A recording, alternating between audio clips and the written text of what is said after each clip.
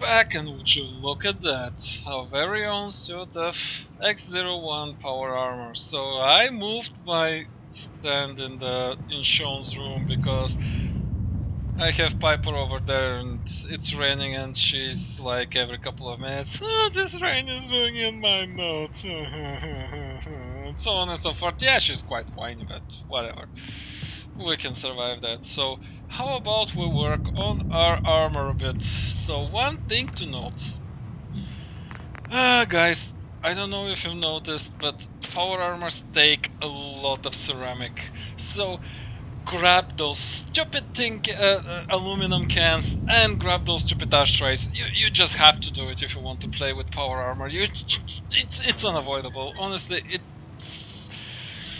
it kind of makes sense because that's the best modification and it's supposed to cost the most, but just make sure you do it when you're playing because it's always a huge problem.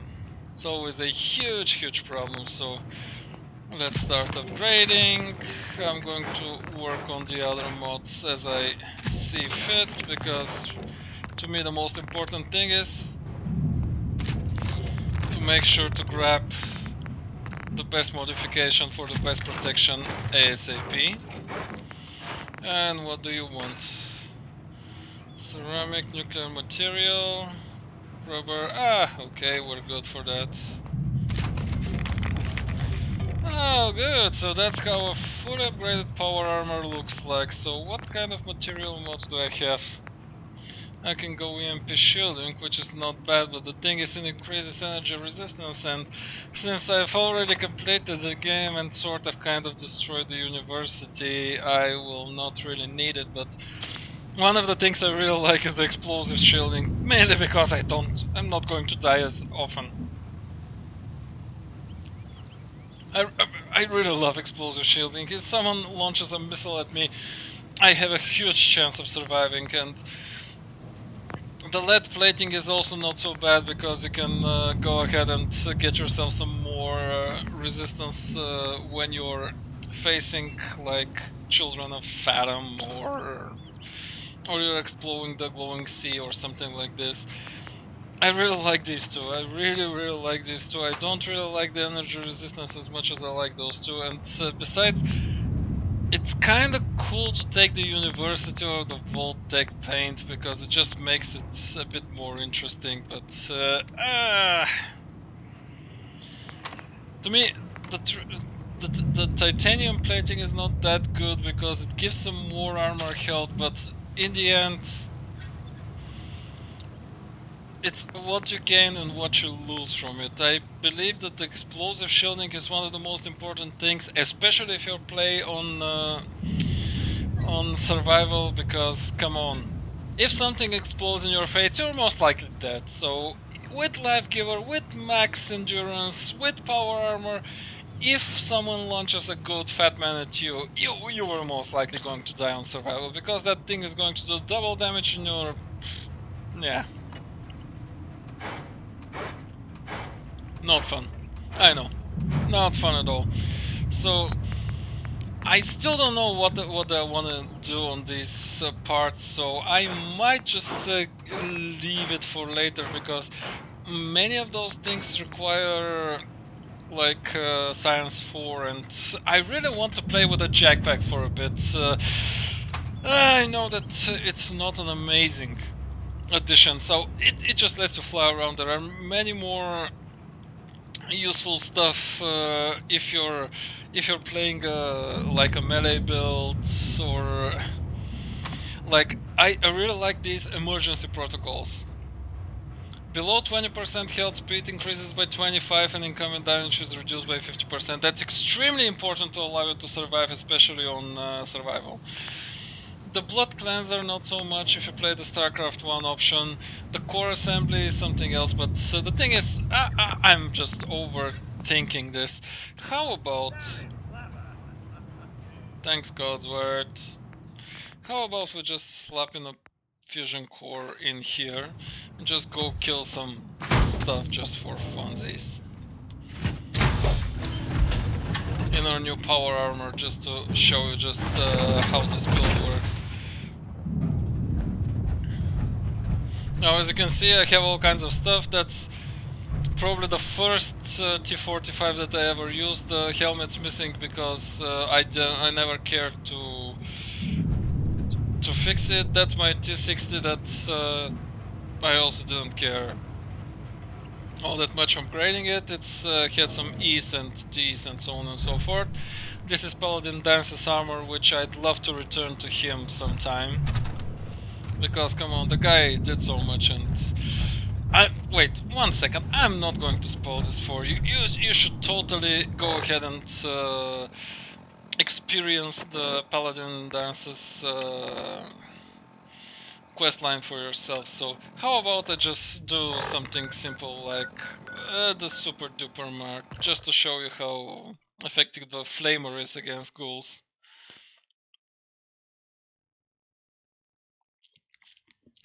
And while we're waiting, there is one thing I have been seriously considering.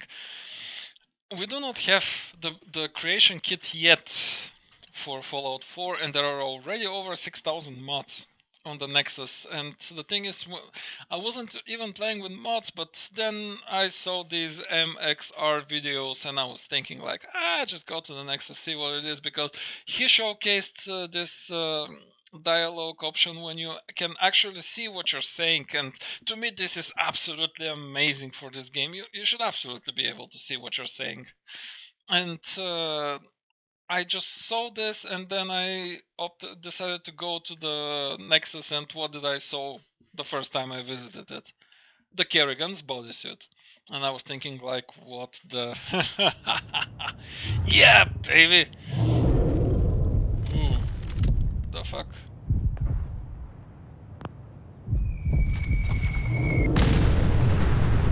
Whoa! Oh, hello, Behemoth! Oh, we're going to test this build. And the Behemoth is dead. That was fast, wasn't it? 2 missiles and he's down.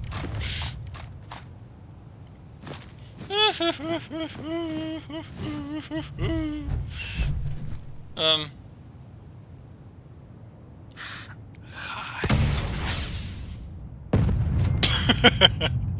Overkill. Okay. Let's not forget that we're here to kill some ghouls.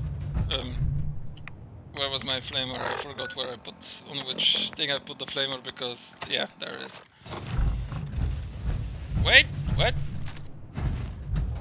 That's what I want. Yeah, there you see. Behemoth over-leveled. It out-levels us by a bunch of levels, but because we have Heavy Gunner 4 and we have Demolition Expert like 3, or was it 4, whatever it was. 2 missiles. Goodbye, Behemoth. Oh, that was so satisfying. Okay, where's the guy that we need to kill? Not even gonna care about the little ghouls. I'm just going to grab them and have them follow me, and as they are following me, I'm just going to find myself in a nice place where I can just...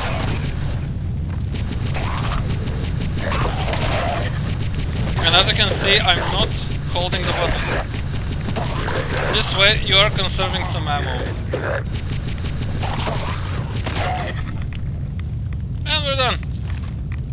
But then again, this is a very low level area, so if you think I'm overly satisfied with what I just did, I'm not. I'm more satisfied about how this build handled the Behemoth. Come on, 2 missiles to the face and he was dead. If that's not amazing, I don't know what is. Yeah, do I really need to kill you? Okay, I'll kill you. Oh, we have a legendary! Come on, let's do a legendary.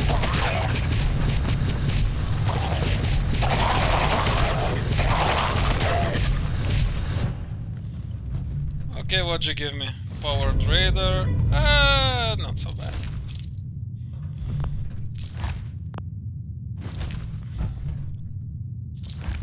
Yeah, whatever.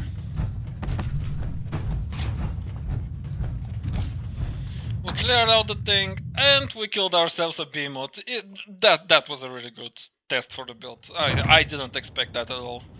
I was surprised myself. I was considering running away because that's what I usually do when I see a Behemoth. I always run away. There's absolutely no reason why you want to fight it. Give me that oil.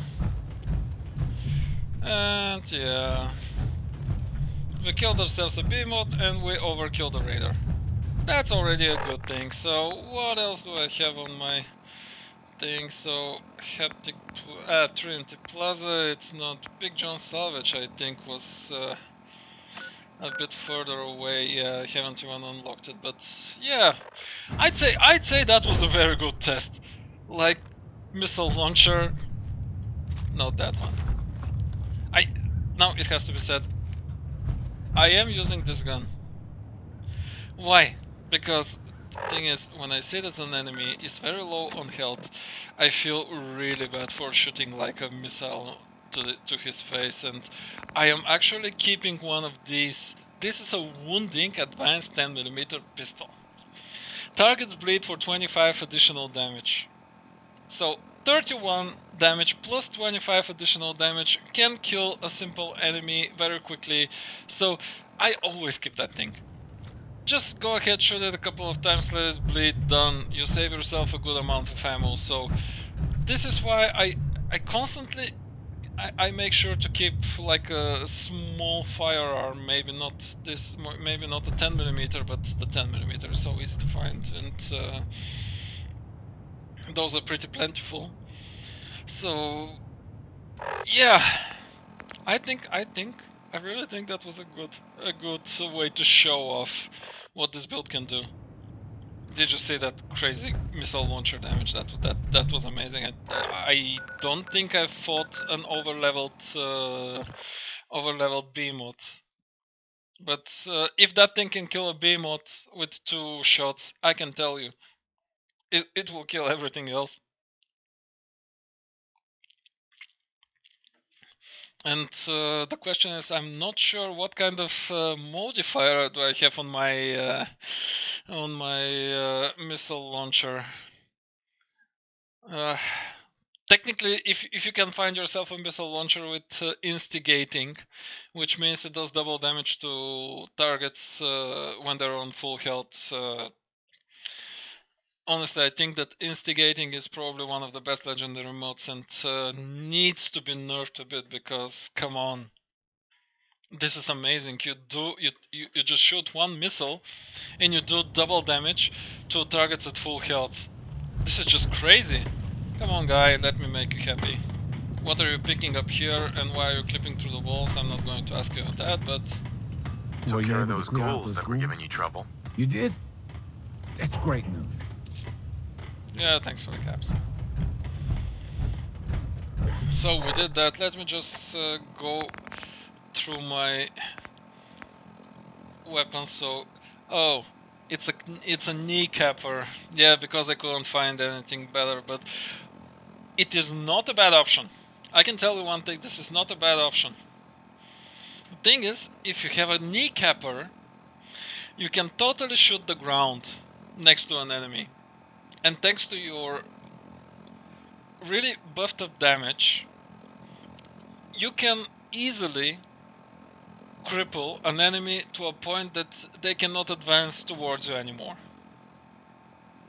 Let me just back out a bit till this ghoul problem at Sanctuary Hills goes away because it's kind of obstructing the view.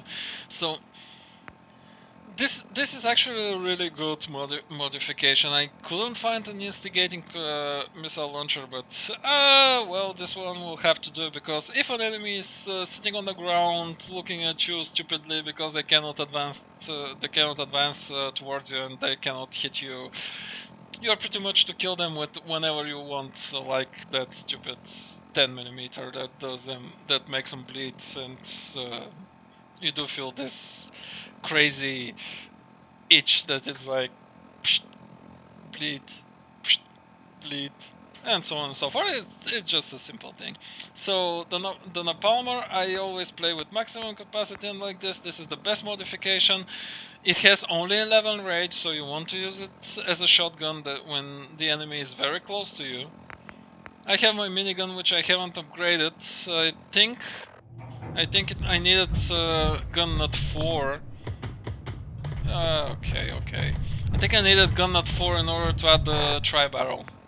And this is why I'm saving everything, because I want to wait till I can fully upgrade it, because why waste materials? And the minigun at 14 damage is good as it is. Then I have my night vision automatic railway rifle, which is 100 damage rifle, and you can totally use it as a sniper. So you just crouch, hit that enemy for double damage, and then you can there's time to see what they'll do, because sometimes they can't even spot you, and it's actually really funny. You're sneaking around in like power armor, they can't even see you. This is an item I looted, and targeting. Yeah, this is also an item I looted, and of course there is this wounding pistol that I've showed you. So I'm still keeping my missiles, my grenades. There is this very cool nuka grenade that does a ton of damage. I haven't used it yet, but I'm waiting for a good time to do so. And as you saw, I have my black rim lasses. Lasses is always good, but well, not today. And the destroyer's helmet, and all kinds of sharp stuff, because I actually discovered that you cannot equip a suit with sharp and all those things. And look at this. I don't know why was I so lucky. I got like 1, 2, 3, 4 sharp pieces, all of which is giving me like 1 charisma and intelligence, and I of course can buy the destroyer's helmet, who is also sharp from Covenant, and there you go. That's another 1 charisma and intelligence. And if you combine it with all the charisma I've been getting, because I've been playing the people's person Jim Raynor, look at that special. Oh wait, 1 second. You cannot see it like this. I actually need to do this. Nobody enter my power suit. I mean it. Shut up. Look at this. 15 intelligence and 12 charisma. 12 charisma, even though I haven't done anything much, and with 12 charisma I am buying and selling pretty much at cost. If I get cap collector, I will be buying and selling at cost, and that's crazy. That's you will be buying your own ammunition from Diamond City, from Trudy, from everyone else, from whoever you want. Unless the next bloke we run into is armed with a can opener, I'd say we're good to go. Of course you're good to go. You look amazing in that Grognak outfit. That much is true. So yeah, this is the build. This is pretty much the build. I cannot impart any more points of wisdom apart from what I've told you so far. And here's to the hope that we will actually get our own Jimmy Raynor power armor set when the creation kit hits the market, so to speak, the modding market. Because come on, look at this thing. If you can totally make it into a Jimmy Raynor set. You have your legs, you have a torso, you have a helmet which you can make in the Jimmy Raynor skull helmet with that awesome visor and so on and so forth. It's just amazing. There's so many options. I'd love to see them in the future. I'd absolutely love to see them. So guys, I hope you enjoyed the video and the build. I will be coming to you with more builds, including a Sarah Kerrigan build, an Arcturus Manx build. I'm also working on a Lucky Luke build, and even more stuff on a command. I also have a commando build which I can showcase to you, and so on and so forth. I'm not going to run out of builds anytime soon, and I really find that the new system in Fallout 4 actually makes it easier to make more diverse builds, and that's always a good thing. There is nothing I could complain about. So, that's it from me, guys. As I said, I don't think I can impart any more words of wisdom, so take care, have fun in Fallout, and if you like the build, totally use it. Thank you very much, and goodbye.